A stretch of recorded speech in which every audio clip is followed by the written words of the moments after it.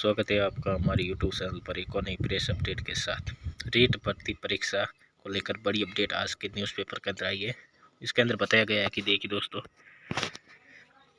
एक दिन की दोनों पारी में प्रश्न पत्र काफ़ी सरल था, दूसरे दिन की पारी में प्रश्न पत्र का स्तर बेहद कठिन था।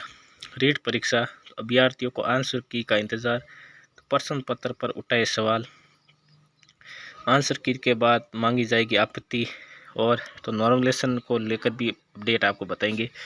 इसके अंदर ये बताया गया कि राजस्थान माध्यमिक शिक्षा बोर्ड की ओर से पिछले दिनों हुई रीट परीक्षा के बाद अब बेरोजगार अभ्यर्थियों की निगाह अधिकृत आंसर की पर टिकी है।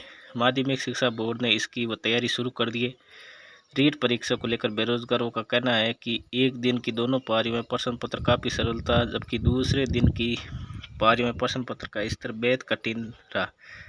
यदि तो नॉर्मलेशन नहीं हुआ तो प्रदेश के 10% से अधिक बेरोजगारों को पात्रता की राह में बड़ा रोड़ा अटक सकता है। एक्सपर्ट का कहना है कि इस बार परीक्षा में 8 लाख से अधिक को पात्रता मिलने की आस है। अब कर्मचारी चयन बोर्ड की ओर से 46,500 पदों के लिए जनवरी में मुख्य परीक्षा का आयोजन करवाया जाएगा।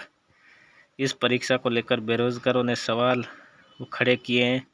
उन्होंने बताया कि 24 जुलाई को दूसरी पारी की परीक्षा में एक प्रश्न आउट ऑफ सिलेबस है। अभ्यर्थियों ने बताया कि टी सीरीज के प्रश्न 500 में पुरातत्व से संबंधित एक प्रश्न पूछा जो सिलेबस में शामिल ही नहीं था। इस प्रकार प्रश्न संख्या 90, प्रश्न संख्या 104, प्रश्न संख्या 115, प्रश्न संख्या 131 आउट ऑफ सिलेबस रही। इसी दिन पहली पारी में पूछे प्रश्न संख्या 116 में सभी विकल्पों अभ्यर्थियों ने तो गलत करार किया। बोर्ड की ओर से पहले आंसर की जारी की जाएगी, उसके बाद अभ्यर्थियों से आपत्ति मांगी जाएगी। अभ्यर्थियों का कहना है कि बोर्ड को आपत्ति दर्ज कराने का शुल्क समाप्त करना चाहिए। तो पात्रता परीक्षा बनने पर थमा नकल का खेल। जानकारी के अनुसार तो गत वर्ष हुई रीट परीक्षा में मतदान लिस्ट से ये विवादों के घेरे में आ रही। इस कारण सरकार ने इस परीक्षा को रद्द कर दिया। इसके बाद इस परीक्षा को सरकार ने इस बार पात्रता परीक्षा घोषित कर दिया।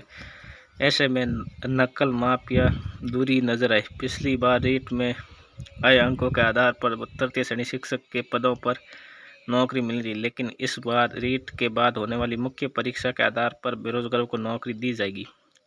गौरतलब है कि गत वर्ष परीक्षा में नकल किए जाने के 100 से अधिक लोग गिरफ्तार किया गया, इसलिए रीट में रुकी सीट। पहले रीट अंकों को 70 से 90% तक वेटेज। प्रदेश में रीट में सीट के पीछे अगली वजह रीट के अंकों को नौकरी में 70 से 90% तक वेटेज मिलता था। अब सिर्फ पात्रता मुख्य परीक्षा को पूरा वेटेज।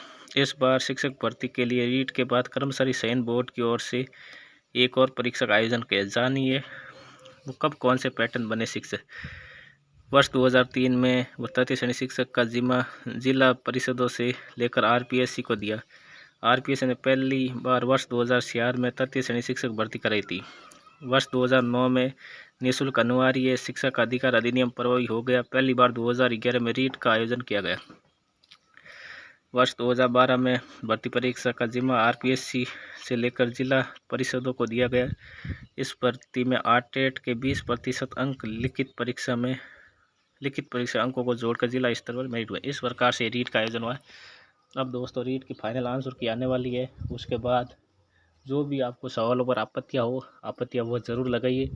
इसके बाद तो नॉर्मलेशन दोस्तों, तो नॉर्मलेशन इसके अंदर होगा वो, क्योंकि तो एक्सपर्ट का भी मानना है कि तो नॉर्मलेशन अगर वो नहीं होगा तो 10 से 15% अभ्यर्थी तो पात्रता परीक्षा से सूख जाएंगे। इसके अलावा और भी कोई अपडेट आएगी सबसे पहले जानकारी दी जाएगी। थैंक यू, जय हिंद।